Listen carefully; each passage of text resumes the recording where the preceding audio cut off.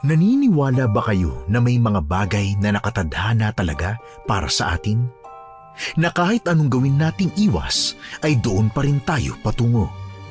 Kagaya ko, gustong-gusto ng lola ko na maging manggagamot ako kagaya niya. Pero sa totoo lang, Your Honors, hukom, ayoko. Umuwi kami sa probinsya dahil pinauwi niya ako. At doon nagsimulang gumuhit ang aking tadhana. Ang aking inaayawang bukasyon ay nilakaran ko ng hindi namamalayan hanggang sa tuluyan na akong lumakad sa tadhanang ipinagkaloob sa akin ng langit. Nung una ay ayoko talaga. Pero nang maranasan ko na ang kaligayahan na makatulong sa iba, masarap pala sa pakiramdam. Kaya dahil doon, niyakap ko na ang pagiging albularya. At ikukwento ko sa inyo ngayon, Your Honors, ang aking karanasan kung paano ako kusang pumayag na maging isang manggagamot. Ako nga po pala si Camille at ito ang aking kwento.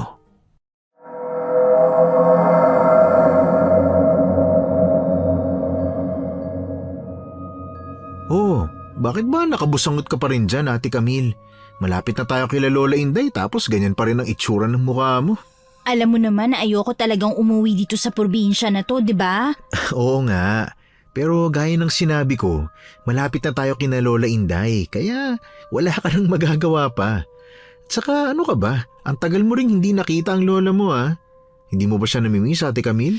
Hindi naman ako sa kanya lumaki eh. Alam mo yan, Von. Bata pa lang ako, sa inyo na ako nakatira. Kina Tita Agnes at Tito Mart.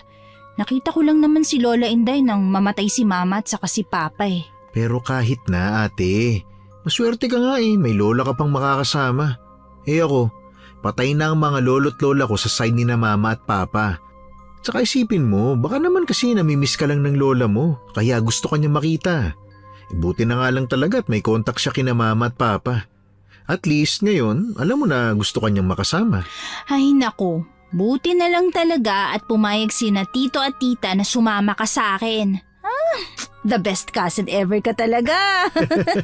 Alam mo naman ako, mahilig ako sa adventure, di ba? Ay, yan naman ang hindi ko namana. Alam mo naman ako, mas gugustuhin ko na humilata na lang sa bahay at matulog. Oo nga. Saka iniisip ko rin, ano naman ang pagkakaabalahan natin sa bahay ni Lola Inday? Siguradong wala namang internet dun. Ay nako, mga kabataan nga naman ngayon oh. Parang mamamatay kapag walang internet. Nako, ibahin mo ako, Kuya Joey ha. Siya nga pala Kuya Joey, ilang minuto pa ba bago tayo makarating sa Barrio Isidro? Siguro mga 15 minutos pa. Pero sa lubak ang mga daan ha. Sa tingin ko ay mahihirapan tong kotse na makadaan ng maayos.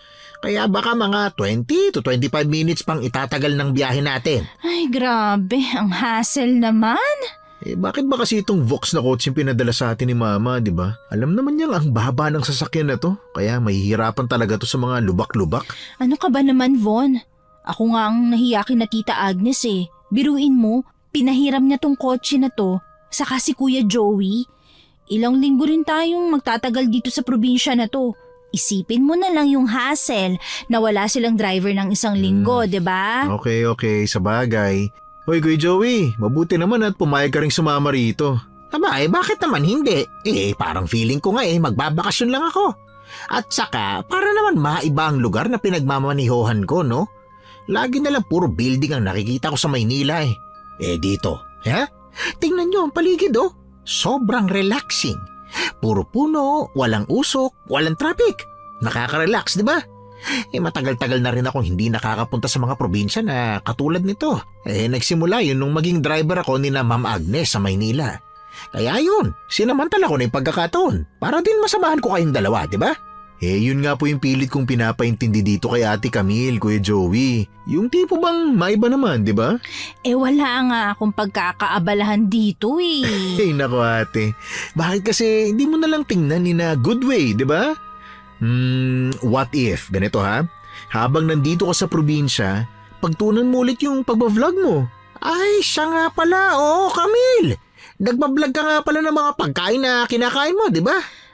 Oo, kuya. Pero hininto ko kasi nahihiya akong mag-video kapag marami ng tao. Di matutuloy mo yun dito. Kasi nga, wala namang masyadong tao sa mga probinsya na katulad nito. At kung makikita man nila na nagvi-video, siguradong hindi sila mangingialam o wala silang pakialam. Paano? Wala nga internet dito, di ba? Paano yun? Paano ako mag-vlog? Okay, ganito ha. Di ipunin mo na lang muna yung mga video mo, tapos pagbalik natin sa Maynila, saka mo i-upload. Di ba? Simpleng-simple. Malay mo, ito talaga yung path mo, ang pagbablog. Ay naku, alam mo Von, hangang-hanga talaga ako sa talino mo eh. Lahat na lang nagagawan mo ng paraan. Ay, super brainy ka talaga. Oh, sus, masyado mo namang binubuhat ang bangko ko, Ate Camille. Baka maniwala ako sa inyo na. Totoo naman eh. Hindi ka tulad ko. Matagal na akong tapos sa pag-aaral pero hanggang ngayon, hindi ko pa rin alam kung anong gusto kong takbo ng buhay ko. Nakakahiya nga kina tito at tita eh. Pinag-aral nila ako ng kolehiyo pero hindi ko pa rin magamit-gamit yung pinag-aralan ko. Hindi ka naman pinipresyon ni na mama at papa. At saka Camille, bata ka pa naman. Kuya Joey, bata pa ba yung 28? Abay oo, makapangasawa ka ng hapon. Hindi umaga, kundi hapon. Palabiro talaga to si Kuya Joey no? Ay nako, kayong dalawa, pinapatawa ko lang kayo dahil masyado nang nauwi sa seryoso yung usapan ninyo dyan sa likod eh. Akala ko nga mag-iiyakan pa kayo, Diyos ko po.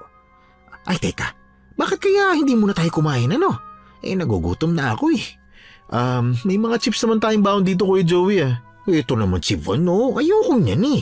Gusto ko yung kanin talaga. Alam mo naman, kanin is life ako di ba? Extra rice connection to, boy. Ay, teka. Ayun no, may karinderya. Ay, marami-rami din ang kumakain no. Naku, siguradong masarap ang pagkain dyan. Doon na lang tayo kumain sa bahay ni Lola Inday, Kuya Joey. Alam niya kasi na parating tayo ngayon eh. Baka naghanda siya para sa atin ng pagkain. Oo nga Kuya Joey. Ilang minuto na lang din naman at makakarating na tayo, di ba? Ay, sa bagay, singin na nga. Matitis ko pa naman tong gutom ko eh. Hindi nagtagal ay nakarating na nga kami sa bahay ni Lola Inday. Hindi ganun kalakihan ang bahay niya. Isang palapag lang yun pero malawak. Malawak din ang bakuran niya kaya nakapag-park kami ng sasakyan sa mismong loob. Narinig niya yata ang pagdating ng sasakyan namin kaya doon pa lang siya lumabas para salubungin kami. Ay, ate, ang tanda na nga talaga ni Lola Inday no? Halos puti na yung lahat ng buhok niya At saka may kapayatan din pala siya no? Oo nga eh. Alam mo ba kung ilang taon na siya, Ate Camille? Sabi ni Tita Agnes, mga nasa 80 years old na siya. Kaya siguro gusto ka na niya makasama at makita, Camille. Baka nga po, Kuya Joey. Okay siya, mauna na kayong bumaba ni Von. Sige, Kuya Joey. Dadalhin na rin namin yung mga bag namin, ha? At sige, at ako naman ang bahala dun sa mga grocery na pinabot ni Ma'am Agnes kay Lola Inday. Sige, Kuya Joey. Hindi ka na, tara na, Von. Ay, nako! Nako nga po ko! Magandang tanghali po, Lola Inday. Ay, nako! Mas maganda ka pa sa tanghali! Kamukha-kamukha mo ang anak ko. Ang tatay mong si Arturo. Masaya ako na makita na ulit kita po. Ay, nako, payakap naman si Lola. Sige ho. Ay, nako. Masaya ako na nayayakap na kita ng mahigpit. Ako rin naman ho, Lola. Ay, teka lang. May kasama ka pala. Sino naman itong kasama mo? Siya po si Von, Lola. Pinsan ko po siya. Anak po siya ni Tita Agnes, yung kapatid ni Mama. Magandang tanghali po, Lola. Ako po si Von. Ay, ako naman si Lola Inday. Hindi ko alam na may mga kasama pala ang apo ko sa pag-uwi rito sa akin. Sumama lang din ho sila para makapagbakasyon. Ay, Lola, ito na po pala si Kuya Joey. Siya naman po yung family driver nila Von na pinasama rin po ni Tita Agnes dito para maging guardian namin at para makasiguro po sila na ligtas po talaga kaming makarating dito. Ay, magandang tanghali ho, Lola. Ay, magandang tanghali rin sa'yo, iho. Salamat sa maingat mong pagbabaneho kaya ligtas kayong nakarating. May oo naman ho, Lola. Aba, gusto ko naman pong mabuhay ng matagal Hindi ko pa nahahanap ang the one and only ko Abay, nakakalungkot namang mamatay ng binata, hindi ho ba? Ay, binata ka pa pala? Ay nako, hindi lang ho halata. Medyo may edad na ho kasi. Pihikan kasi ako, Lola Ganda ko kasing lalaki, no? Baka rito na lang ako maghanap ng the one and only ko. Mapagbiro ka talaga, Kuya Joey. Ganda daw niyang lalaki. Pihikan daw ho siya sa babae. Pero sa ulam, hindi no, Kuya Joey. Ha? Maming ka. Ay nako, nahuli mo, Von, ha? At dahil nabanggit mo ang ulam, may tanghalian po ba kayo dyan, Lola Inday? Ay naku, pasensya na kayo. Nilagang kamote lang ang tanghalian ko Umaatake kasi tong rayuma ko. Ay, aroy. Hindi ko kayang makapaglakad ng malayo kaya hindi ako nakapunta sa talipapa para makapamalengke. Ay, pasensya na talaga. Ay, naku, wag ho kayong humingi ng pasensya, Lola. Ayos lang ho yun. Oo nga, Lola. Sakto at may dala rin ho kami mga grocery dito. Magluluto na lang po kami. Ay, nako. Wala pa rin ako nabibiling bigas Nako, kanin is life pa naman ako. Nakakahiya. Ay, pasensya na talaga kayo, ha? Okay lang po yun, Lola. Kakain na lang po kami sa labas. Ay, tama ho, oo nga ho. May nakita ho kaming karinderyang nadaanan namin kanina. O ano, doon na lang tayo kumain. O sige, tara ho, Lola. Sama na rin ho kayo sa amin para sabay-sabay na ho tayong kumain ng tanghalian. Ay, nako, wag nyo na akong isama. Busog pa naman ako. Kayo na lang ang kumain sa labas. Sigurado po kayo, Lola? Ay, oo naman na po. Sigurado ako. Ipasok nyo na muna ang mga gamit nyo sa loob ng bahay, tapos kumain na kayo sa karinderya na tinutukoy nyo. Siguradong gutom na kayo. Ay, nakakahiya dahil wala man lang akong nahihanda sa inyo. Lola, ayos lang po talaga yun. Ay, oo nga po, Lola. O ano, tara na ho. Pasok na ho muna tayo sa loob. Magbababa lang kami ng mga gamit. Okay Ay lang po ba? siya, sige, pasok. Pagpasok namin sa loob ng mga gamit, nagpaalam na rin agad kami kay Lola Inday para kumain dahil nakakaramdam na rin ako ng gutom. Naisipan namin na maglakad na lang at wag nang sumakay ng kotse para makatipid na rin sa gas. Pagkarating namin sa karinderya, medyo kumonti na yung mga taong kumakain. Ate Kamin? Oh, bakit? Tingnan mo yung babaeng tindero. Grabe kung makatingin sa'yo.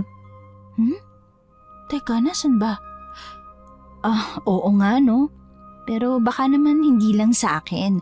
Baka sa ating tatlo kasi nga mga dayo lang tayo dito. Baka nga. Ay, wow! Ang daming pagkain, Ang sasarap, Ang daming pagpipilian. Halina kayo. Lumapit na kayo rito. Mamili na kayo ng kakainin. Tara na. Tinatawag na tayo ni Kuya Joey. Von, ano bang gusto mong kainin dyan? Ang totoo ate, medyo hindi muna ako kakain. Busog pa kasi ako Panay ang kain ko ng mga chichirya sa sasakyan kanina habang nagbabiyahe tayo. Sigurado ka? Ang daming ulam dito na nakahanay Baka may magustuhan ka. Hindi na talaga ate. Kayo na lang ni Kuya Joey. Sasama na lang ako sa inyo, makipagkwentuhan na lang ako sa inyo. Sige. O Kuya Joey, pumili ka na. Ako na ang kasunod. Okay, Miss Ganda, good afternoon. Isang takal nga ng kaldereta, tapos pakidagdagan ng ekstrang sabaw, ha? At saka 3 kanin. Ay, hindi na. 3 and a half rice. Grabe, 3 kanin agad, Kuya Joey. 3 and a half? Kanin is life nga kasi talaga. Sige na nga, ako naman ang o-order. Miss? Hello po. Isang takal po sa akin ng adobong manok at saka 1.5 kanin lang po. Sige, maupo kayo at dadalhin ko na lang sa lamesa nyo ang order nyo. Salamat po. Tingnan mo ate, Kahit ikaw, naiilang sa titig niya sa'yo, no? Oo nga Bakit kaya ganun siya makatitig? Parang hindi rin kumukurap ang mata niya. Hoy, ano ba kayong dalawa? Ang ganda nga nung tindera Single kaya siya? Sabi ko na nga ba At mukhang dito ko mahahanap ang the one and only ko. Si Kuya Joey talaga Halika na. Dito na tayo maupo. Ay, Ate Camille, dala mo ba yung phone mo? Oo, bakit? Sakto. Itong karinderya na ang unang i-vlog mo. I-review mo yung pagkain. Aba, oo nga no. Talino mo talaga. Sakto. Ayan na rin yung order ninyo. Ang bilis Heto na ang order nyo. Ay, salamat Miss Ganda. Salamat po. Teka lang, wala po kaming order na dinuguan. Libre ito. Po? Heto, tanggapin mo. Para sa'yo talaga ito. Ano? Sa akin ho? Pero, bakit ho? Bakit niyo ako binigyan ng libre? Ang init ng mga palad mo, Iha. Teka lang po Naku, pasensya na kung nahawakan ko ng matagal ang kamay mo. Naku, ayos lang po. Pero bakit po pala may libre kaming dinuguan? Mukhang mga dayo kasi kayo rito, kaya gusto kong bigyan kayo ng isa sa bestseller ng karinderya ko para naman matikman nyo at para ulit-ulitin nyo na rin. Wow! Thank you, Miss Beautiful. Libreng ulam. Mukhang kulang pa pala yung 3.5 na takal ng kanin ko Naku, salamat po Madalang kasi akong magkaroon ng customer ng mga dayuhan. Iha, ano nga palang pangalan mo? Ako po si Camille. Ako naman si Gracia.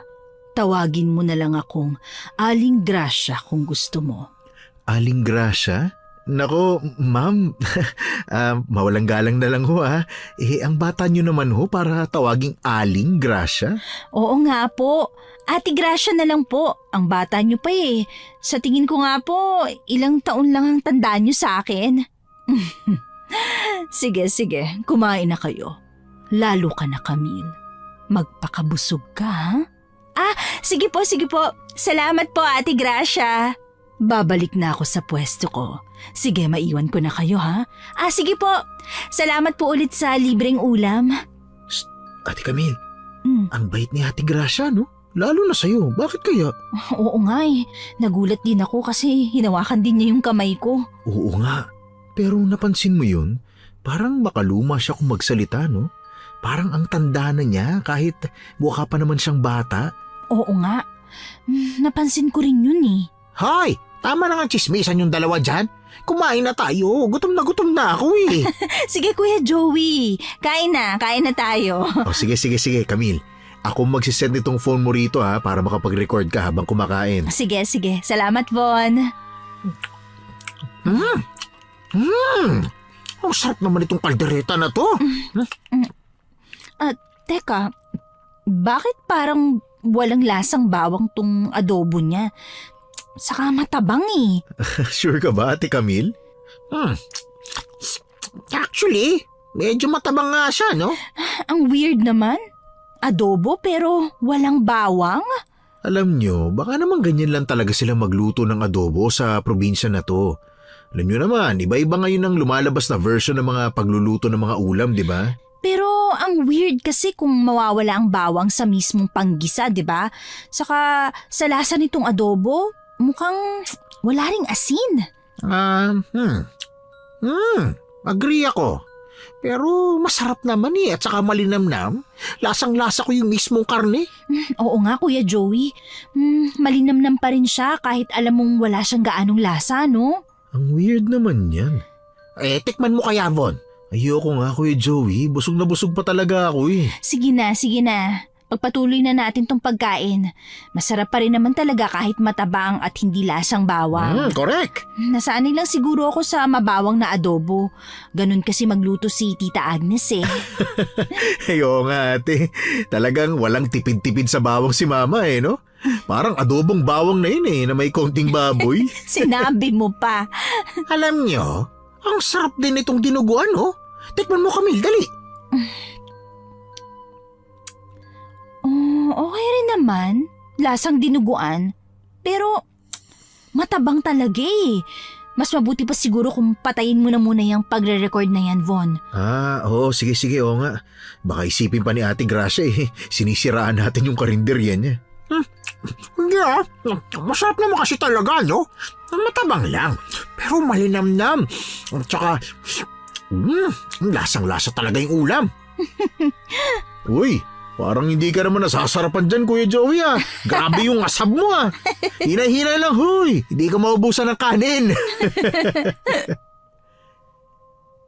Kinagabihan hukom, maaga kaming nagpahingang lahat. Bukod kasi sa busog na busog talaga kami sa kinain namin nung tanghalian, pagod na pagod din kami sa biyahe. Kaya mag-aalas 8 pa lang ng gabi ay nakahiga na kami. Apo? Lola, saan po kayo galing? Eto, kinuha kita ng bagong kumot. Ay naku, salamat po. Salamat at pumayag kang magkatabi tayong matulog ngayon, ha? Ayos lang Lola, tayo naman po talaga magtatabi dito sa isang kwarto habang sila Von at Kuya Joey magkatabi dun sa kabila. Kasi di ako makapaniwala na ang laki-laki mo na. Bata ka pa noong huli kitang makita. Matagal na po yun Lola. Sa katunayan niyan, may mahalaga kasi talaga akong sasabihin sa'yo kung bakit nakiusap ako kay Agnes na makauwi ka dito sa probinsya. Ano po ba yung mahalagang sasabihin nyo Lola Inday? Hindi magiging madali ang sasabihin ko sa iyo, Apo. Pero gusto kong humingi sa iyo ng pabor. Ha?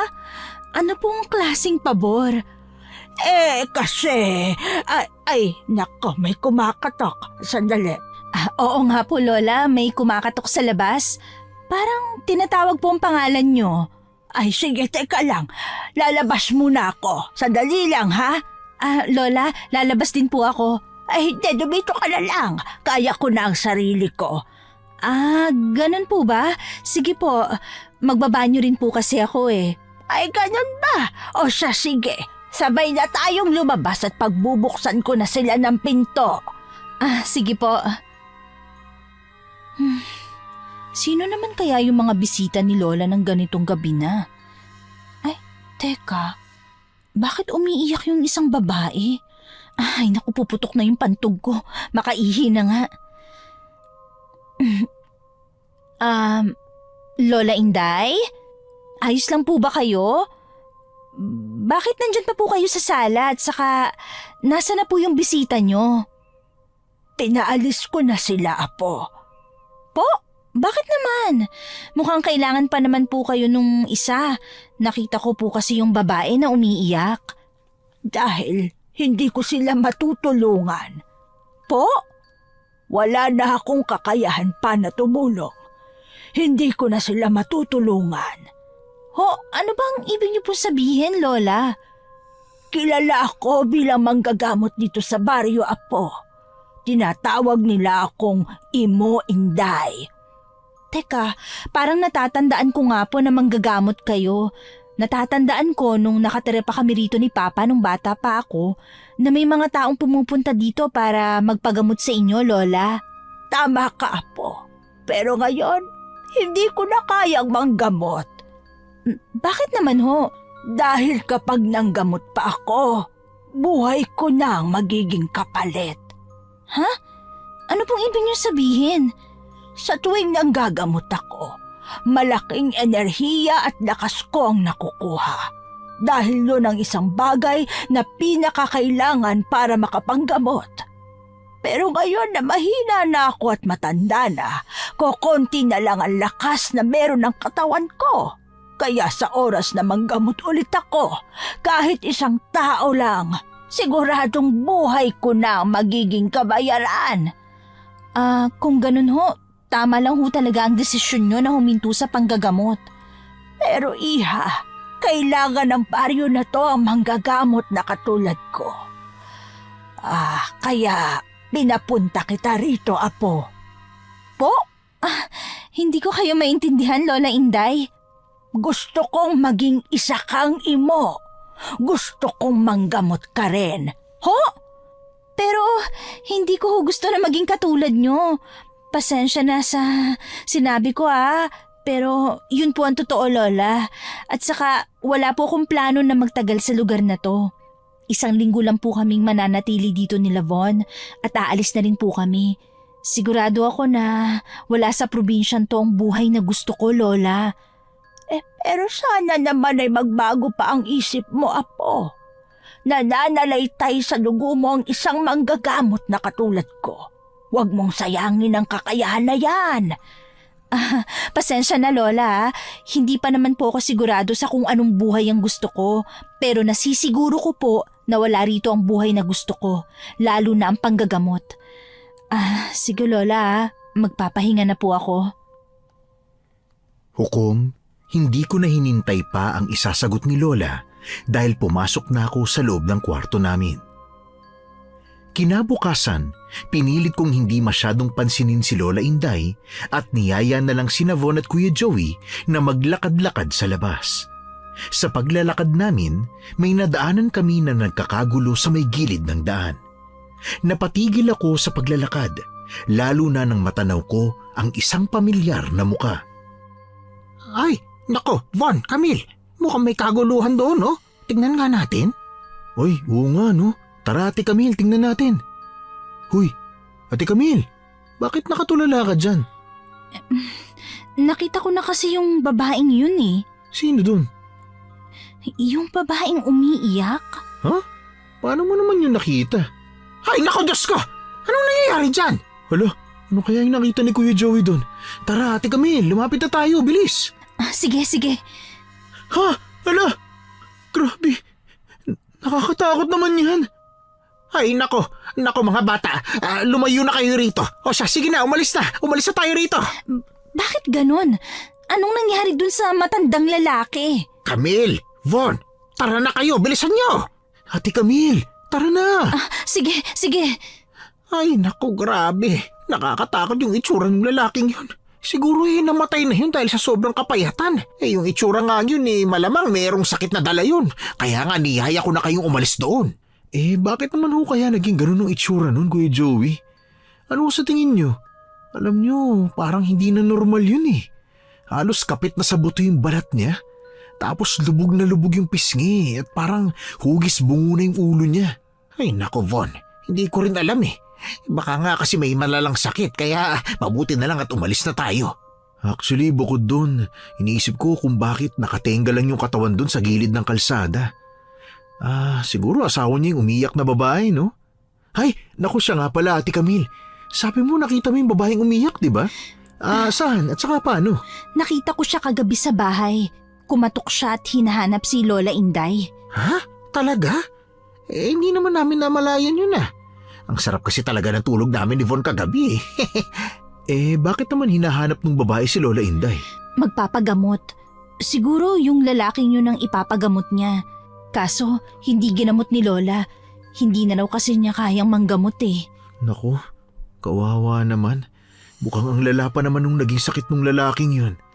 Ay nako, tama na nga ang usap natin tungkol dyan. Ayun malapit na tayo dun sa karinderya. Kumain na lang ulit tayo ron. Gutom na ako eh. Ay nako, busog pa ako Kuya Joey. Maaga pa naman kasi para magtanghalian. Ikaw naman. Ikaw ba, Camille? Kakain din siguro ako kapag may nagustuhan ako doon. Ayun, ayos. Mas masarap talagang kumain kapag may kasabay ka eh. Sus, kunyari ka pa Kuya Joey. Sabihin mo, kahit may kasabay ka o wala, talagang napakalakas mong kumain. Siba ka eh. Ay, ikaw makasiba ka dyan ha. Uy, pero teka. Ayos. Ang dami na namang ulam. Ay, teka, nasa na ba si Miss Beautiful? Ayun. Hello. Magandang tanghali po, Ate Gracia. Iba na naman ang tingin ni Ate Gracia sa'yo, Ate Camille. Oo nga eh. Pero baka may iniisip lang kaya nakatulala siya. Ate Gracia, ayos lang po ba kayo? May dumi po ba ako sa mukha? Wala naman. Masaya lang ako na makita kayo ulit dito sa karinderya ko. Ano ba ang order nyo? Ay nako, ang sa akin, Miss Beautiful, ay isang Bicol Express at saka 2 kanin lang. Diet ako eh. Sa akin naman po yung paksiw na isda. Yun lang po yung sa akin, saka 1 kanin lang po. Sige, dadalhin ko na lang sa lamesa nyo. Sige po. Halika na, upo na tayo. Uy, Ate Camille, Kuya Joey, napansin niyo ba yung paksiw na isda? Wala na namang bawang oh. Oo nga no. Alam nyo, iniisip ko, baka kasi mahal ang bawang dito. Sa bagay, baka nga. Ito na ang order nyo. Ay naku, libre na naman po ba tong nilaga na to, Ate Gracia? Oo, para sa inyo ulit yan. Ay naku, nakakahiya na po 2 beses nyo na po kaming binibigyan ng libreng ulam. Wala yon. Ay, ayos. Napakabait mo talaga, Miss Beautiful. Kiss kita, Salamat po ah. Sige, kumain na kayo. Teka lang Ate Gracia. Pwede po ba ako makibanyo? Ihing-ihi na po kasi ako eh. Oo naman.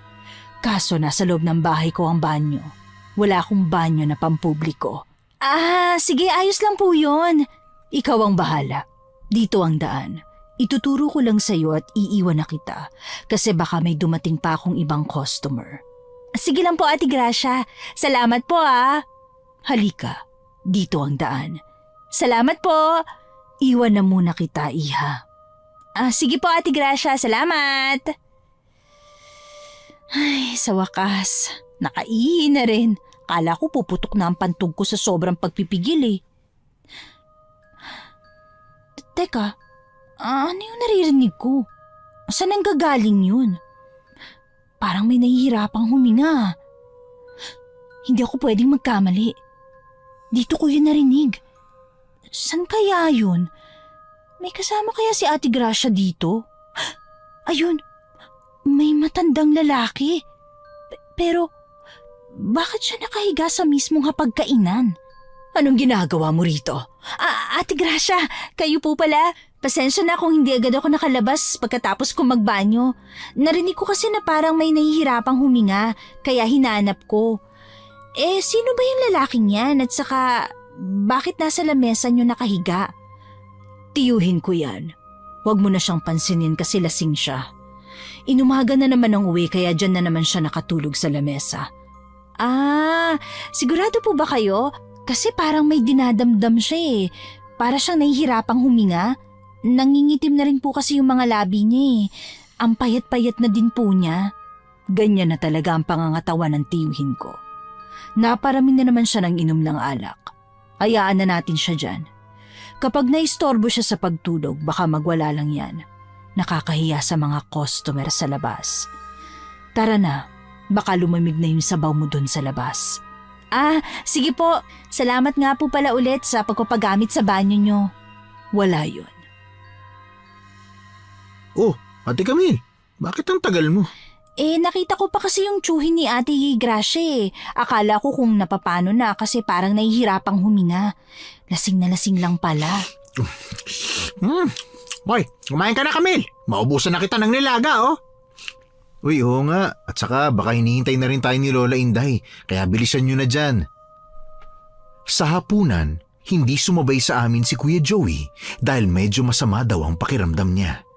Kaya maaga na siyang nagpaalam para mahiga. Mag-isa akong naghuhugas ng mga pinggan dahil naliligo naman si Von nang lumapit sa akin si Lola Inday. Apo. Lola. Apo, sana naman mabago ko pa ang isip mo. Maraming kaguluhan ang nangyayari dito sa baryo. Kailangan ko ng tulong mo. Lola, pasensya na po talaga. Kung pipilitin niyo po ako sa bagay na hindi ko gustong gawin, mapipilitan po kung hindi natapusin ang 1 linggong stay namin dito at aalis na po kami. Hoy, Ate Camille! Von, Bakit naman ganyan ka makipag-usap kay Lola Inday? hindi mo ko naiintindihan eh. Oh, teka, saan ka pupunta? Ay naku, Von. Sundan mo yung apo ko. Oo Lola, ako na hong makakausap sa kanya. Iuwi ko siya rito. Ate Camille! Ate Camille! Uy, saan ka ba pupunta ha? Huwag mo nga akong sundan. Gusto ko mapag-isa. Hoy ate, gabi na. Hindi natin parehong alam ang lugar na to. Madilim din ang paligid, baka kung mapano pa tayo. Gusto ko ngang mapag-isa. Hindi nga pwede, sasamahan kita. Bumalik ka na. Uuwi rin ako mamaya. Mapanganib nga ate. Sinabi ko rin kay Lola na iuuwi kita ng ligtas. Ay, Hoy ate, bakit ba ganun ka makipag-usap kay Lola Inday? Bakit mo sinabi na hindi na natin tatapusin ang 1 linggong bakasyon natin dito? dahil gusto niya na magstay na ako dito. Dito sa probinsya. Asing magstay dito? Dito na talaga? Bakit naman? Dahil gusto niyang akong pumalit sa kanya bilang manggagamot dito sa baryo na to. Pero bakit daw? Dahil hindi na niya kaya manggamot. Teka. Bakit naman ikaw? Hindi ko rin alam. Basta ang sinabi niya lang, nananalaytay sa katawan ko ang dugo ng isang manggagamot. Basta nonsense. Saka isa pa, wala sa bukabularyo kung manatili dito ng matagal. Alam mo naman na ayaw ko talaga dito nung una pa lang, 'di ba? Pero ate, pasensya ka na ha. Hindi mo siya dapat Kung kinakausap sesermonan mo lang ako. Ha? Hoy, Von! Okay ka lang ba? Bakit parang nakakita ka yata ng multo dyan?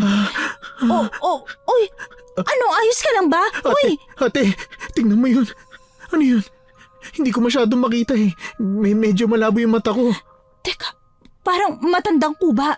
Hindi ko rin maaninag masyado eh. Madilim. Lapitan kaya natin. Hindi ate, nakakatakot eh. Parang may tungkod pa siyang dala ho. Lapitan lang natin para makasiguro tayo. Naku, mauna ka na. Dito na lang ako sa likod mo ha. Sige. Uy ate, nakakatakot yung itsura niya o yung postura niya, tingnan mo.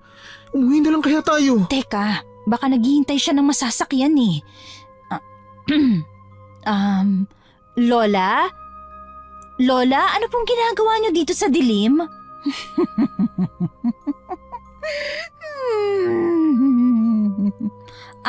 Po, may sinasabi po ba kayo? Ate, sigurado ka bang matanda yan? Nakasuot pa siya ng balabal. Hindi naman natin makita yung mukha niya. Saglit lang. Lola, kung naghihintay po kayo ng masasakyan, wala pong dumadaan dito na sasakyan eh. Ay ate, baliw na yata yan eh. Lumayo na kaya tayo. Mabuti pa nga. Tara na. Ate! Saan ka pupunta? Ano to? Von, tulungan mo ko. Hinawakan niya ang kamay ko. Tanggalin mo ate. Matanda na yan. Kaya mo tanggalin yan. Hindi, Von. Bumukas ang balat ng braso niya at may panibagong itim na kamay na humahawak sa akin. Ha? Ano? Tulungan mo ako. Hindi ko magawang tanggalin. Wala ka ng kawala. Mapapasakin ang berdeng enerhiya mo. Ano? Bitawan mo ako! Wala ka ng kawala.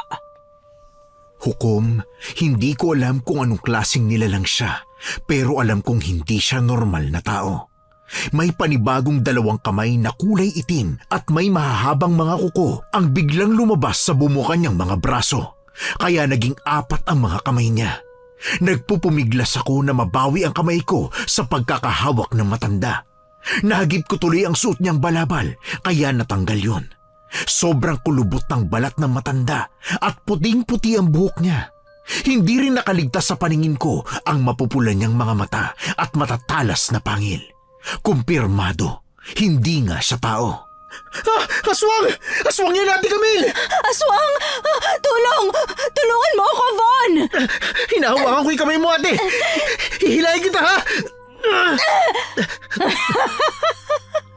Sa akin ka lang! Hindi! Bitawan mo ako! Hindi kita mahila, ate! Masyado siya malakas! Humingi ka ng tulong, Von! Hindi kita pwedeng iwan dito! Aray! Bumabaw na ang matatalas na kuko sa akin! Bitawan mo ako, ano ba? Sa akin ang berdeng enerhiya mo! Hindi na kita pakakawalan! Hindi! Bitawan mo ako! Teka, ate, kukuha ko na yung panghahampas o ipambabato ko sa kanya. Ayan! Bitawan mong pinsan ko, aswang ka! Batuin mo pa, Von! Yumuko ka, Ate Camille! Yuko! Yan, sabol! Nabitawan na niya ako! Tumakbo na tayo! Bilis, ate! Takbo! Saan ka pupunta? Hindi ka makakatakas sa akin! Nahawakan niya pa ako! Ano? Umahaba na yung pangalawang kamay niya kaya kanya nahuli! Von, tulungan mo ako! Wala kang takas sa akin! Ate! Akala mo makakatakas ka pa? Von, tulong! Ate! Dahil hindi ako basta matanda lang, hindi ako papayag na hindi ko makukuha ang gusto ko mula sa'yo! Ano ba? Bitawan mo ako! Von, tulong! Ate Camille! Hindi kita mahili! Masyadong malakas yung kamay nung humihila sa'yo! Ano ba? Umalis ka sa ibabaw ko! Huwag mo akong daganan! Huwag kang malikot! Mabilis lang ito! Dudukutin ko lang gamit itong mga itim kong mga kamay ang berdeng enerhiya mo. Ganun lang kadali. Pagkatapos, pakakawalan na kita! Ano? Ayoko! Bitawan mo ako! Umalis ka! Umalis ka sa ibabaw ko! Von! Tulungan mo ako! Layon mo, pinsan ko! Ano ba? Bitawan mo ang buho ko! Huwag mong hilahin ang buho ko! Bitawan mo ako! Hindi! Sige Kala pa! mo, ah! Sige pa, Von! Oo! Ate Camille, sige, ako bahala! Tama na! Bitawan mo ako! Uy, bakit Ate Camille? Anong nangyayari sa'yo? Napupunit na ang noon niya dahil sa pagigit mo sa buhok niya! May lumalabas din na isa pang itim na kamay sa noon niya! Ano? Seryoso ba yan? Ate, naku, hawak na rin ako nung isa pa niyang kamay! Ate! Nasasakal ako! Naangat na niya ako sa lupa! Ilang kami pa bang lalabas sa katawan mo, ha? Bitawan mo siya! Ito, buhangin! Sasabuyan ko ang mata niya! Itong sayo! Mga mata ko! Wala akong makita! Ang sakit! Bakit mo ko sinabuyan ang buhangin, ha? Nabitawan na niya ako, ate! Halika na! Tumakbo na tayo! Huwag kang lilingon! Bilisan mo! Bilis! Malapit na tayo sa bahay! Lola! Lola! Pagbuksan niyo kami ng pinto! Lola, Inday! Ay, teka! Ano nangyayari sa inyong dalawa? Pasok! Pumasok kayo! Lola! May umatake sa amin na aswang sa labas! Ano? Isara na ho natin yung mga bintana dahil baka nasundan kami rito. Teka, kumalma na muna kayo. Maupo kayo rito. Hindi ho, paano yung mga bintana? Hindi na kayo masusundan nun. Puno ng pangontra sa aswang at masasamang bagay ang bahay at bakuran ko. Maupo kayo. Sige na. Ay, grabe ang panginginig ng inyong katawan. Nako, ayos lang ba kayo? May aswang puno umatake sa amin, Lola. Pero Lola, mas inatake niya po si Ate Camille. Ay, totoo ba yun na po? Opo. Anong itsura ng aswang na yon? Matanda po siya. Sobrang tanda po na mukha niya. Pati yung balat niya kulubot. Tapos bigla na lang pong bumukas yung balat ng braso niya at may panibagong mga kamay ang lumabas doon. Kulay itim at mahahaba ang kuko. Nung nasugatan naman ho yung noo niya dahil sobrang paghila ko sa buhok niya, may panibagong isang kamay rin hong lumabas doon. Sinakal pa nga niya ho ako eh. Aswang na huklubang bruha. Ha? Ano? Aswang na huklubang bruha? Ano po yun, Lola? Yun ang klase ng aswang na may kakayahan din na mambarang. Sa tuwing nasusugatan sila ng malaki, may mga itim na kamay na lumalabas sa balat nila. Yun ang ginagamit nila para makahawak sa biktima nila. Yung mga normal na kamay kasi nila, mahihina na. Yung mga itim na kamay, yun naman ang malalakas. Ha? Teka, naalala ko may gusto ho siyang kunin kay Ate Camille eh. Di ba Ate Camille? Anong gusto niyang kunin sa'yo, Apo? May binabanggit siyang berdeng enerhiya. Yun ang paulit-ulit niyang sinasabi.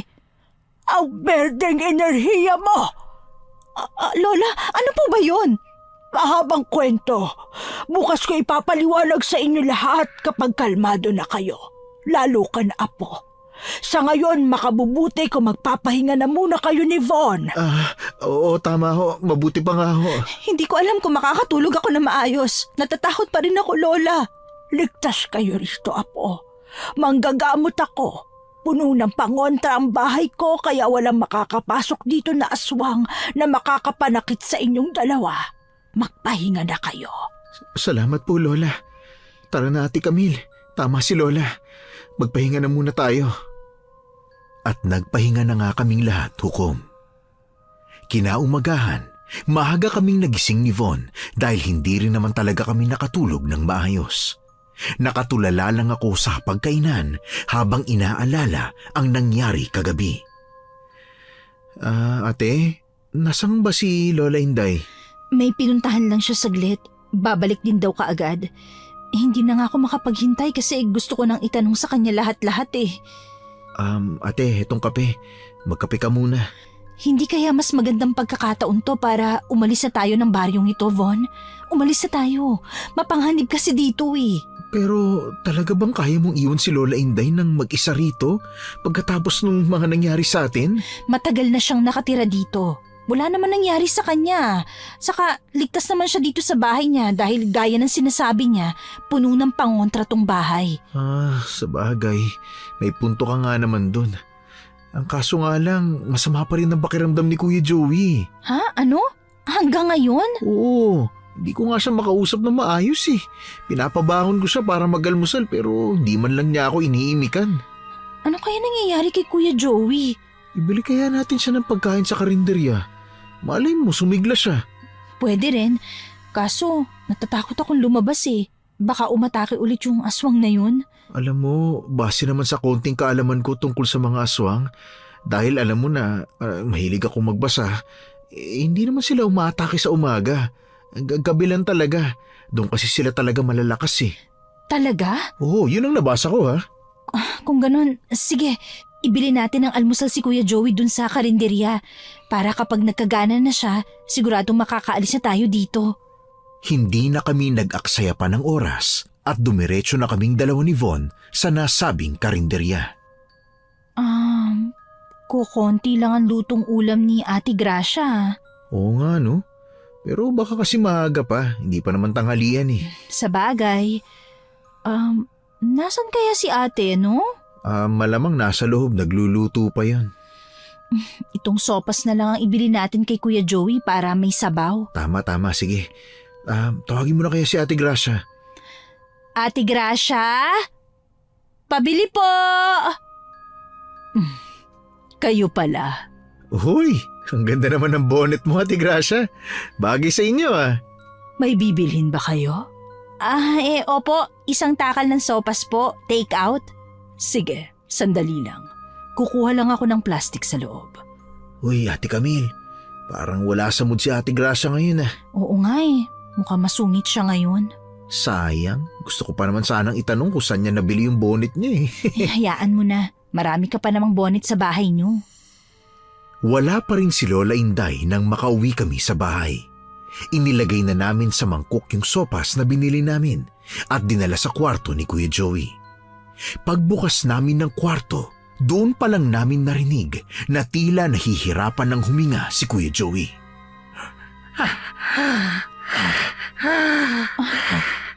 Kuya Joey? Ate Camille, ano nangyayari kay Kuya Joey? Hindi ko rin alam eh. Parang kinakapos siya ng hininga at saka nangingitim yung labi niya. Uy, Kuya Joey! Kuya Joey! Naririnig mo ba kami? Gumising ka, uy! Teka. Oh, bakit ate? Ganito rin yung nakita kong sitwasyon sa tsuhin ni Ate Gracia eh. Yung sinabi mong nakita mong nakahiga sa lamesa kasi lasing? Oo, yun nga. Hindi naman nagiinom si Kuya Joey. Hala, tingnan mo to, Von, no? Nangingitim ang palibot ng leeg ni Kuya Joey. Bakit parang may bukol din siya sa leeg? Tingnan mo, Ate Camilo. Parang may bumubukol dito, oh. Yan, oh. Oo nga. Anong nangyayari sa kanya?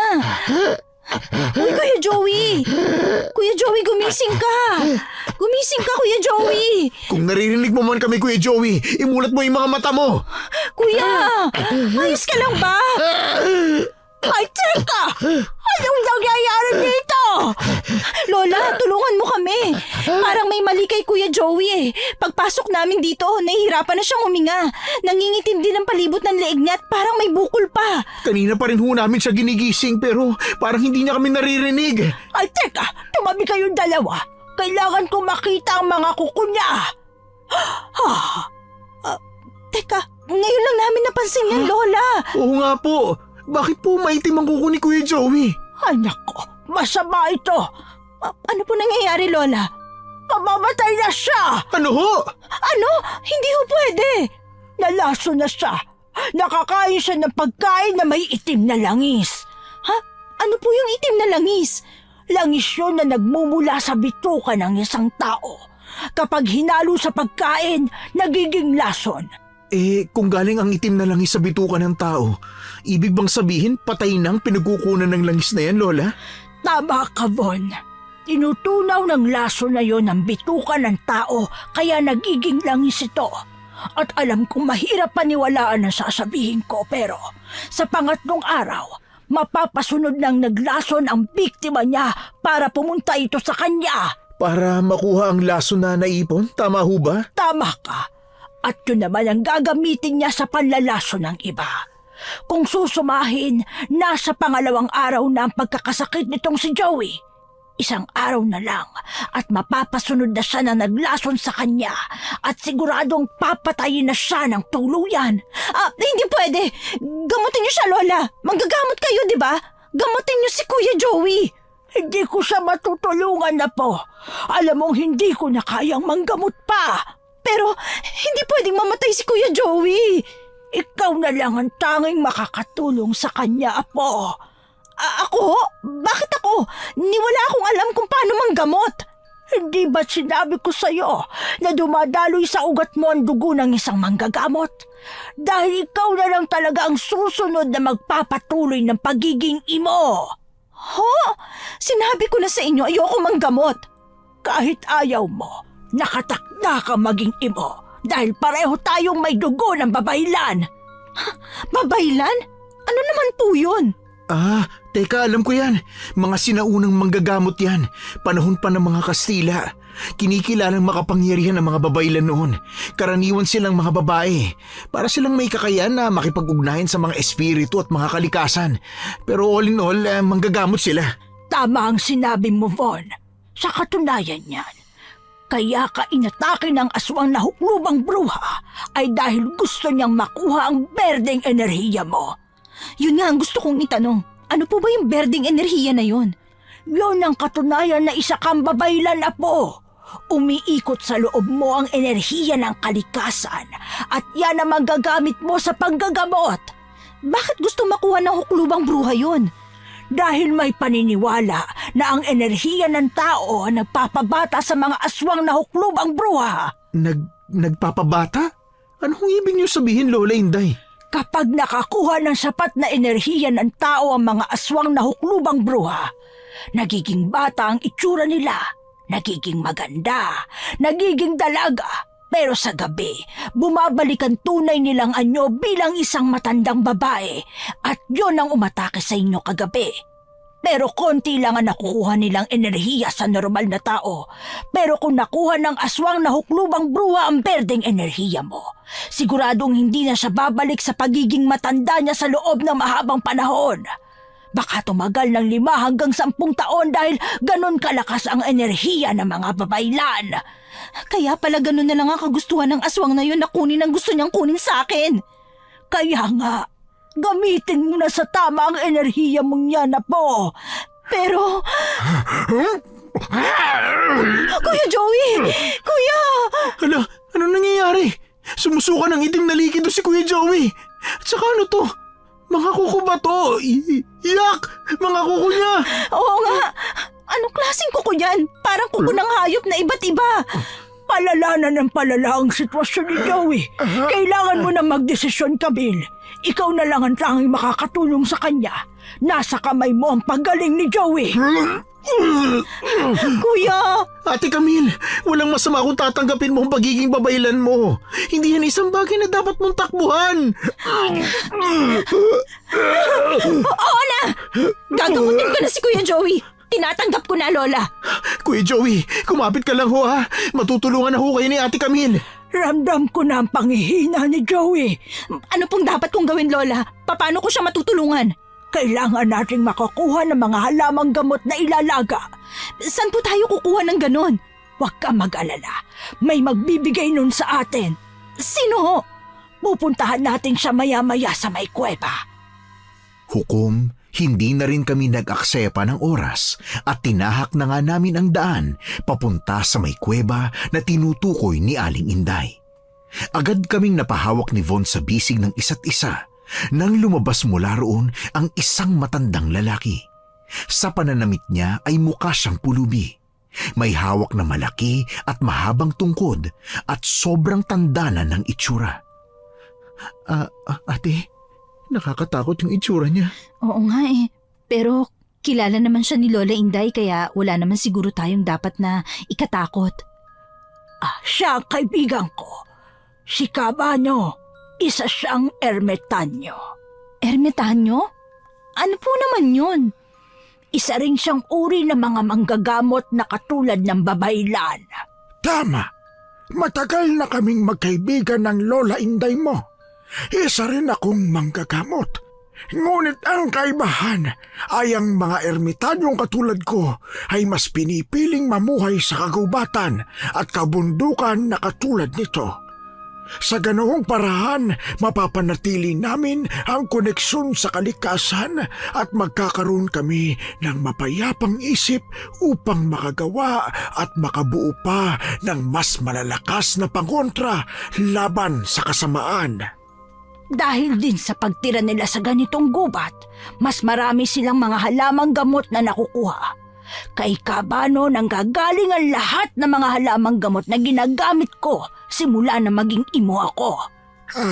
Siya na ba ang apo mo, Inday? Siya nga, siya si Camille. Malakas nga ang kanyang berdeng enerhiya. Marami-rami siyang matutulungan na may sakit. Masaya ako na tinanggap mo ang kapalaran mo, Iha. Mahalaga ho at malapit sa akin ang buhay ng taong gusto kong pagalingin, kaya ko po tinanggap ito. Alam mo, ramdam kong napipilitan ka lang. Pero sana mahanap mo ang kasiyahan sa pagtulong at panggagamot. Hindi man ganun kahalaga at kalapit sa iyo ang taong yun. Ngunit naniniwala akong dumadaloy sa iyong dugo ang pagiging isang tunay na babaylan. Kaya nakakasiguro akong kusa mo yung mararamdaman ng walang sapilitan. Sana nga ho. Kabano, kailangan namin ng mga halamang gamot. Halamang gamot para sa nalaso ng itim na langis. Ugat ng bakawan ang kailangan niyan at dugo ng babaylan. Dugo ng babaylan? Dugo ko? Huwag kang mag-alala, Apo. Isang patak lang ang kailangan. Tama. Patak lang ng dugo mo at magiging ganap na mabisa na yon. Ang kaso nga lang, may isa pang mahalagang sangkap na kailangan. At yon ang hindi ko maibibigay sa inyo. Ano namang sangkap yun? Ang buhok ng naglason sa biktima. Ha? Hindi nga ho namin alam kung sino yung gumawa nun kay Kuya Joey. Madali lang yan. Kailangan lang nating malaman kung ano ang huling kinain ni Joey. At yun na ang magtuturo sa atin kung sino ang aswang. Huling kinain ni Kuya Joey? Bicol Express ba yun? Hindi ko na matandaan eh. Wala naman po kaming ibang kinain bukod sa mga pagkain sa karinderya ni Ate Gracia eh. Teka, Ate Camille, Bakit? si Ate Gracia ang aswang. Siya yung huklubang aswang. Ano? Paano mo naman nasabi yun, Von? Hindi ba napunit yung noo at anit ng aswang kagabi dahil sa pagkakahila ko sa buhok niya? Tapos kaninang umaga, nakakapagtaka na may suot siyang bonnet. Parang coincidence naman masyado, di ba? Tama ka. Tama nga, Von. Kaya pala walang kalasa-lasa yung mga niluluto niya dahil walang bawang at asin. Mga sangkap na pangontra sa aswang. Oo nga. Pero bakit ganun? Bakit si Kuya Joey lang ang nalason? Bakit ako hindi? Kumain din naman ako ng pagkain na niluto niya eh. Minsan nga may libre pa siyang ulam na binibigay sa akin. Kinakain ko rin naman yun. Dahil nga malakas ang enerhiya mo, anak. Hindi ka basta-basta nagkakasakit. Kaya pala. Kung nagkakasakit man ay isang beses sa isang taon lang. Diba, Ate Camille? Minsan nga hindi pa eh. Kung ganon, siya pala ang aswang na huklubang bruha na pumapatay dito sa baryo. May naalala pa ako. Ano yon, Apo? Maaaring hindi niya pala tsuhin yung matandang lalaki na nakita ko sa kanila dahil pareho sila ng kalagayan ni Kuya Joey. Ibig sabihin, biktima lang din yun. Tama ka, Ate Camille. Nasa harapan ko na pala ang biktima niya. Ang susunod niyang papatayin tapos naniwala ako ng ganun-ganun sa kanya. Huwag mong sisihin ang sarili mo, Apo. Ang sama niya. Kung ano palang ikinaanghel ng mukha niya, ganun naman pala siya kasama. Kailangan ninyong makuha ang buhok ng aswang na huklubang bruha na yon para maisama sa paglaga ng ugat ng bakawan na ipapainom sa biktima. Pero paano? Siguradong hindi yun magiging madali. Apo, wala talagang madali. Kailangan natin ng maayos na plano at siguradong dyan mo ako maaasahan. Tutulungan kita, Ate Camille. Sigurado ka ba, Von? Baka kasi mapahamak ka eh. Mahalaga rin sa akin si Kuya Joey. At mahalaga ka sa akin, Ate Camille. Hindi ako papayag na lumaban ka na mag-isa. Magtutulungan tayong lahat. Kailangan ninyong makagawa agad ng plano. Matagal-tagal ang pagpapakulo ng ugat ng bakawan. Halos 1 oras ang gugugulin nyo sa pagpapakulo. Baka hindi kayo umabot bukas sa pagpapainom sa biktima bago tuluyang malason din ang utak niya. Kapag nangyari yon, mauutusan na ng huklubang bruha ang taong yan para pumunta sa kanya. At doon na siya mamamatay ng tuluyan. Sa ngayon, aalis na muna ako at kukuha ng ugat ng bakawan. Sa pagbabalik ko ay may dala na akong halamang gamot na mailalaga ninyo. Salamat po. Salamat ka, Bano. O siya, babalik ako. Mga kalahating oras din kaming nag-isip ni Von hanggang sa tuluyan na nga kaming nakabuo ng plano. Hindi na kami nagsayang pa ng oras at nagpaalam na kami ni Von na aalis na kami papunta sa karinderya. Si Lola naman ang nagbabantay kay Kuya Joey.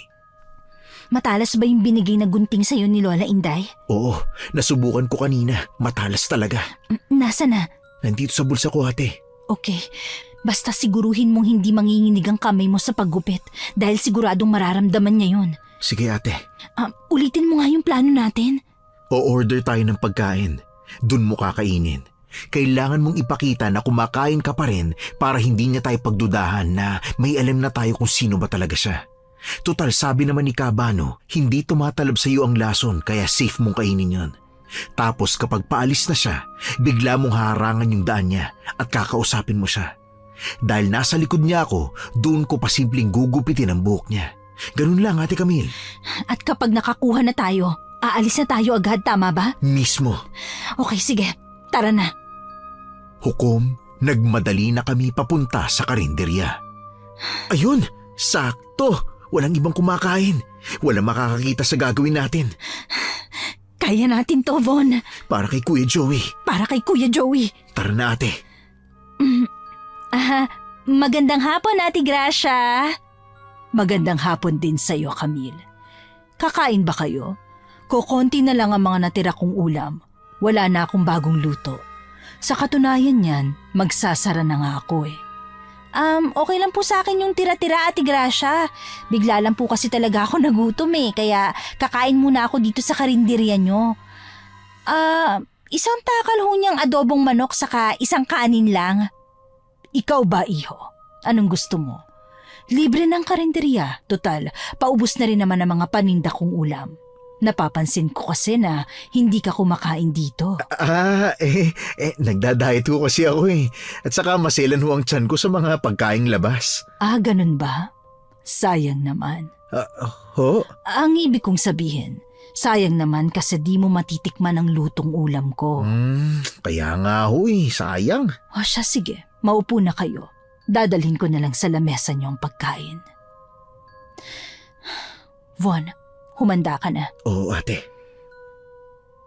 Nandito na ang order niyo. Salamat, Ate Gracia. Tawagin mo lang ako kung magpapadagdag ka pa ng kanin, iha. Teka lang, Ate Gracia. Ano yon? May sasabihin ka pa ba? Bakit kailangan mong tumayo sa harapan ko? Gusto ko lang palang itanong kung kailangan mo ng part-timer dito sa karinderya mo. Part-timer? Teka lang. Tagahugas ng plato sa gabi. Pwede. Sa gabi? Sa gabi po mismo? Oo. Pwede ka ba? Pwede ka magsimula mamayang gabi. Pumunta ka lang dito. Hindi ako pwede. Bakit? May binabantayan akong may sakit eh. Talaga? Yun bang lalaki na palagi mong kasamang kumain dito? Yung palaging may extra rice? Siya nga. Paano mo nalaman? Hindi mo kasi siya kasamang kumain ngayon. Sana hindi nakamamatay ang sakit niya, no? Ano? Hindi po siya mamamatay. Ate. May sakit lang naman siya eh. Mamamatay agad. Si Ate Gracia talaga Nabigla tuloy ako sa sinabi mo. Pasensya na Napalakas tuloy yung boses ko. Kasi naman medyo stress ako eh. Kapag kasi hindi gumaling si Kuya Joey, ibig sabihin magtatagal pa kami dito sa baryo na to. Akala ko ba naghahanap ka ng trabaho? Ha? Kung sakali pa lang naman po yun, Ate Gracia. Kapag tumagal yung sakit ni Kuya Joey, baka po maghanap ng trabaho si Ate Camille. Hindi ko kasi siya sanay na walang ginagawa eh. Tsaka siguro pandagdag panggastos na rin, di ba? Yung mga gamot, ganun. Oo, tama. Tsaka, ate, kumain ka na para makauwi na tayo. Baka okay na si Kuya Joey. Baka hinahanap na nila tayo, di ba? Sa katunayan yan, parang nawalan na nga ako ng ganang kumain eh. Pahingin na lang po ng plastic, Ate Gracia. Ibabalot ko na lang tong in-order ko. Baka kasi hinahanap na kami ni Kuya Joey kung sakaling magising siya eh. Sige, ikaw ang bahala. Basta pumunta ka lang dito sa bahay ko kung gusto mong maghugas. Susweldohan kita ng malaki. Sige Ate Gracia, salamat. Pagkatapos ng usapan ng hukom, ay agad kaming umalis para makabalik na ng bahay. Sunod-sunod ang pagkatok ko hanggang sa buksan na ni Lola ang pinto. Lola, nakakuha na kami ng buhok niya. Sakto ang dating nyo. Kasi simula ko lang ding maglaga ng ugat ng bakawan na dala ni Cabano. Madali! Isama nyo na sa paglaga ang buhok. Bilis Von, ilabas mo na yung buhok. Oh, heto. Ilalagay ko na ho ba sa kaldero? Oo, at pagkatapos, maghintay na lang tayo bukas. Ganitong oras din matatapos ang pagpapakulo. Pero paano po yung dugo ko na ipapatak? Bukas yun ipapatak kapag saktong iinumin na ng biktima. Sana lang umabot tong pinapakulo natin bago ang oras. Aabot yan na po. Manalig lang tayo. Siya nga pala, ibigay mo sa susunod na imo ang munting regalo ko sa kanya, Inday. Ay, oo nga pala. Heto, Apo. Tanggapin mo ito. Ano po itong nasa puting tela, Lola? Buksan mo. Regalo yan ni Cabano. Ano ho itong itim na parang sanga na ito? Ang tawag dyan, Iha, ay bulaklak ng dagat. Sinabay ko yan sa pagkuha ko kanina sa ugat ng bakawan. Para saan naman po ito, Cabano? Yan naman ang magiging panlaban mo sa aswang na huklubang bruha. Gamit yan, mapapatay mo siya. Ho, sigurado kayo? Kasing laki lang ho ng hintuturo ko ang itim na sanga nito eh. Sigurado ho kayo makakapatay ito ng isang aswang?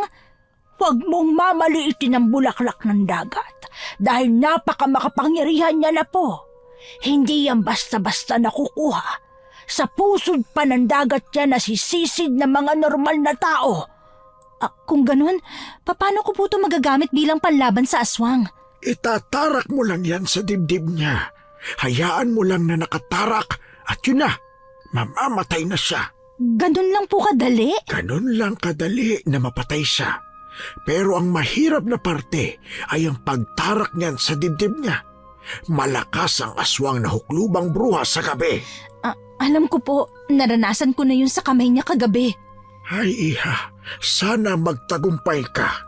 Sana nga po. Huwag kang panghinaan ng loob, Apo. Nandito lang kami. Oo, ate. Nandito lang kami. Tandaan mo, hindi ka na lang basta isang normal na tao. Isa kang babaylan. Isang dahilan na agad yun para hindi ka panghinaan ng loob. Kasabay ng paghihintay namin sa pinapakuluan naming gamot ay ang pagsasalitan namin ng pagbabantay kay Kuya Joey. Mas naging madalas ang pagsusuka niya ng itim at hindi pa rin namin siya makausap ng maayos.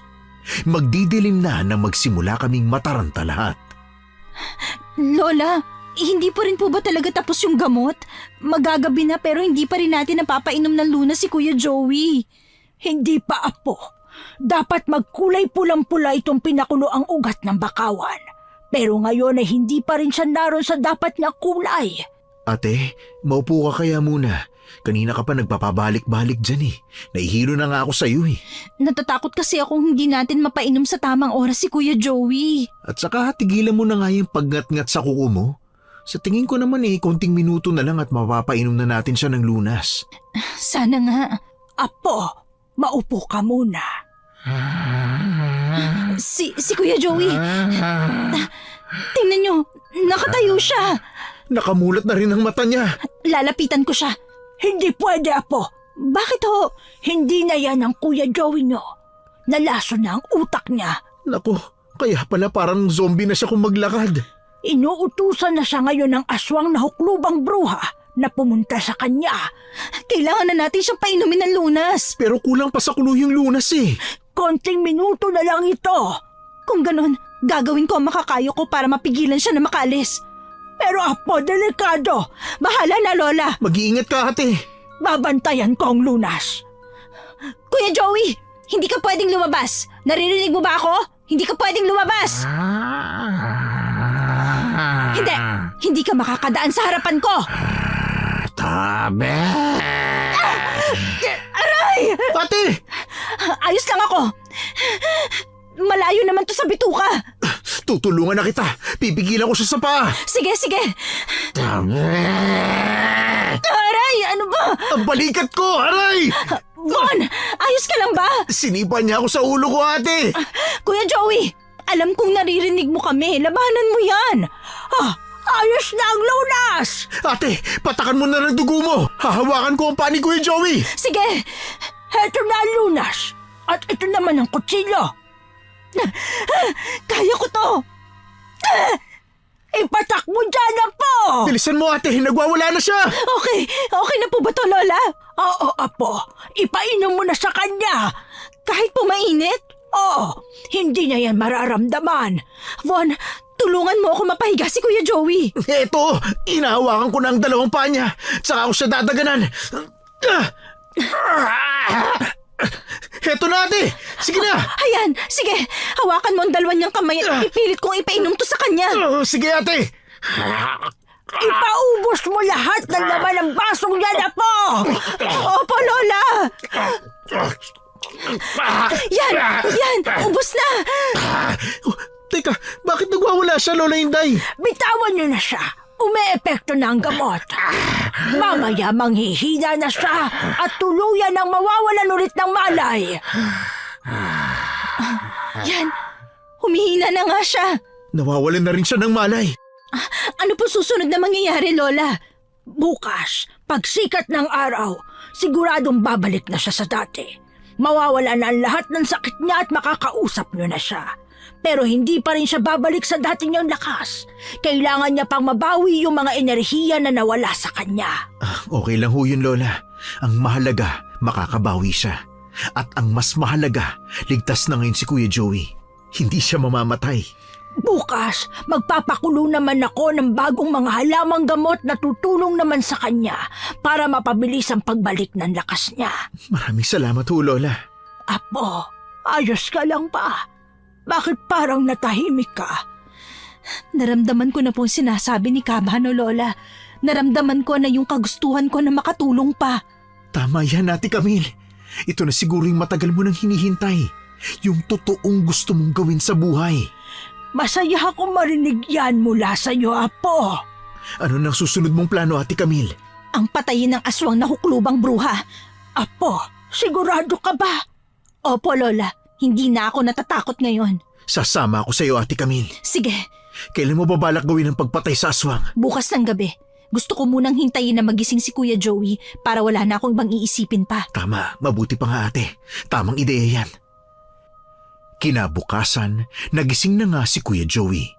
Nang masiguro namin na ayos na talaga siya, naghanda naman kami ni Von para sa pagpunta namin kay Ate Gracia. Dala ko ang binigay na armas sa akin ni Kabano, habang may dala namang bawang at asin si Von. Dumiretso na agad kami sa bahay ng aswang. Dahil gabi na, sarado na ang karinderya. Von, bukas ang pinto. Talaga? Hindi kaya sinadyayang buksan ng huklubang bruha? Hindi ko alam. Basta, akong unang papasok ha. Sa likod lang kita. Oo, ate.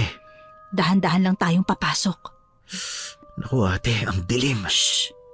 May naririnig ako. Ano kaya yun? Ate, kumagalaw yung tumba-tumba na upuan. Sigurado nakaupo siya ron. Yun pala yung naririnig ko. Parang ganitong-ganito yung nakikita ko sa mga horror movies eh. Baka maingay. Baka marinig tayo. Akala nyo talaga kahit nakatalikod ako ay hindi ko alam ang pagdating nyong dalawa. Malayo pa lang amoy na amoy ko na ang mabangong enerhiya mo. Alam kong darating ka. Ay na, ate. Tumatayo na siya. Maging alerto ka, Von. Oo, Ate Camille. Kilala ka namin kung sino ka. Kilala ka namin, Ate Gracia. Isa kang aswang na huklubang bruha. Alam ko, dahil hindi dumating ang inaasahan kong enerhiya kagabi. Kaya alam kong alam nyo na kung sino ako. Nagawa nyong kontrahin ang lason ko. Dun pa lang, alam ko na agad na kilala nyo na ako. Kaya pala parang inaasahan mo talaga kami. Talagang sinadya mo pa na buksan ang pinto ng bahay mo. Siyempre, marami na kayong atraso sa akin. Nakikita nyo ba to? Itong malaking sugat sa noo ko. Hindi pa gumagaling dahil hindi ako nakakuha ng enerhiya ng tao kagabi. Mas lalo ring tumanda ang mukha ko. Lahat ng yon ay dahil sa pagiging pakialamero nyo. Hindi na ako dapat na magpakagalit. Dahil nandito na kayo. Anong ibig mong sabihin? Siyempre, Camille. Ikaw ang kapalit ng naudlot na enerhiya na makukuha ko sana kagabi. Enerhiya mo pa lang. Bayad na lahat ng atraso mo. Unang kita ko pa lang sa'yo ng araw na yon, nakita ko na agad ang enerhiya mo. Ikaw agad ang pinunteriya ko kaya binibigyan kita ng libreng ulam. Pero nung pangalawang araw na hindi ko naramdaman na tinatablan ka ng mga kinakain mo, doon ko napatunayan na espesyal ka. Hindi ka basta-basta, kaya naisip kong direktang kunin sa'yo ang enerhiya mo. Kaso nga lang naudlot. Pero ngayon, sisiguruhin ko magtatagumpay ako. Yun ay kung magtatagumpay ka talaga. Dahil nakakasiguro kami na hindi yun mangyayari. Nandito ako para labanan ka at tapusin na ang kasamaan mo. Sa tingin mo, ganun lang yung kadaling gawin ang isang tulad mo? Tulad ko? Baka nakakalimutan mo. Sa'yo mismo nang galing na espesyal ako. At alam mo ba kung bakit espesyal ako? Dahil isa akong babaylan. Babaylan? Tama ka. At ako ang tatapos sa kasamaan mo sa baryong to. Hindi ka na kahit kailan makakapambiktima ng tao. Hindi ka na makakakuha ng enerhiya. Hindi ka na babalik sa pagiging dalaga at magandang itsura. Mananatili ka na sa matanda at kulubot mong mukha. Hindi ako papayag. Tingnan natin kung sinong unang mamamatay sa ating dalawa. Ngayon na, Von, batuhin mo na siya ng asin. Sige, ate. Etong sayo! Sumugod ka na ngayon, Ate Camille! Hetong sayo! Aray! Lumabas na naman ang itim niyang kamay, Von! Ang lakas na naman niya! Aray! Ano tong hawak mo? Teka, bulaklak ba ng dagat to? Saan mo to nakuha? Nakikita ko ang takot sa mga mata mo. Bakit? Dahil alam mong itong papatay sa'yo, ha? Ikaw ang una kong papatayin! Von, hagisan mo pa ng asin! Sige, ate! Nasa akin ang isa pa niyang kamay, ate! Hindi ko na rin siya magawang hagisan ng asin! Stupid blue sulfate. Aray! Aray! Ang sakit ng tiyan ko! Aray! Von! Yan ang nararapat sa katulad mong pakialamero! Anong ginawa mo kay Von? Bakit siya namimilipit sa sakit? Wala ka sigurong alam tungkol sa tulad kong aswang. Isa akong uri ng aswang na kayang mambarang at mangkulam. At yun ang ginawa ko sa pakialamerong lalaki na yan! Aray! Von! Ano ba? Bitawan mo ako! Hindi kita bibitawan hanggat hindi ko nakukuha ang gusto ko mula sa'yo! Sakit talaga, ate! Sobrang sakit! Von! Ngayon, tayong dalawa na lang. Tayong dalawa ang magtutuos. Kung gusto mo naman, ibigay mo sa akin ang berdeng enerhiya mo ng kusa kapalit ng pagkawala ng sakit ng lalaking yon. Hindi. Ililigtas ko ang sarili ko at ililigtas ko ang pinsan ko. Layuan mo ako! Hindi lang yan ang kaya kong gawin sa'yo. Talagang palaban ka. Sige, tingnan ko lang kung may laban ka pa sa orasyon ko. Von! Von! Ate! Namimilipad na sigmura ako, ate! Nagsusuka na rin ako! Parang hindi ko na kaya! Von, namumudla ka na! Tulungan mo ako, ate! Parang may kuwano sa tiyan ko! Ano yan? Patingin! Ano meron sa tiyan ko? May kamay na tumutulak sa loob ng tiyan mo! Ano? Aray! Von! Parang may gustong lumabas sa tiyan ko, ate! Yung kamay! Yung kamay! Parang binubutas yung tiyan mo! Ibigay mo na ang gusto ko at pakawalan mo mula sa sakit ang lalaking yan. Kapag nang madikas ka pa, yung kamay na nakikita mo, lalabas yan at mabubutas ang tiyan niya. At yun ang magiging sanhi ng pagkamatay niya! Ate! Ate, please, tulungan mo Itigil mo ako! na ang pagpapahirap sa kanya! Eto sa'yo! Ang mata ko! Walang iya ka! Pasimple ka pang kumuha ng asin kaya lumapit ka sa kanya! Bakit wala akong makita? Hindi lang yan dahil kulang pa yan! Papahiran ko ng asin ang sugat mo! Eto! Aray! Anong akala mo? Mapapatay mo ako ng ganun-ganun na lang, ha? Paano mo ako nakikita kahit wala kang paningin, ha? Dahil nararamdaman ko ang enerhiya mo! Naaamoy kita. Ngayong hawak na ulit kita. Wala ka magagawa kung hindi isuko ang berdeng enerhiya mo. Dahil kung hindi, baka mamatay na rin ang lalaking yan. Hindi ka ba naaawa sa kanya? Nakalupagi na siya sa sahig habang namimilipit sa sakit. Ate Camille! Sige, kunin mo na ang kailangan mo. Wag! Ate, wag! Sabi ko na nga ba, at ako ang magwawagi sa ating dalawa. Huwag ka mag-alala. Matatalas ang kuko ko, kaya hindi kita pahihirapan habang mabilis ko lang na ipapasok itong kamay ko sa tiyan mo para makuha ko ang enerhiya mo. Sige na, gawin mo na.